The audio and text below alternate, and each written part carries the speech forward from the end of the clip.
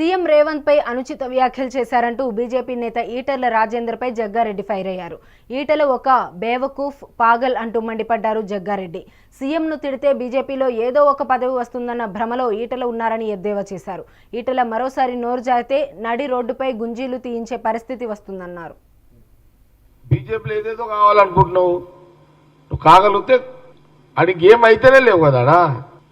Already కావాలి, CM గారు కావాలి అని అనుకున్నాడు. ముఖ్యమంత్రి అయ్యాడు. ప్రజలు ఇక్కడ అవకాశం ఇచ్చారు. అక్కడ సోనియా గాంధీ, రాహుల్ గాంధీ గారు ముఖ్యమంత్రి ఆయన చేసారు. నీకు దిక్కు లేదు, దివానా లేదు, నీకంటే ఒక గోల్ లేదు.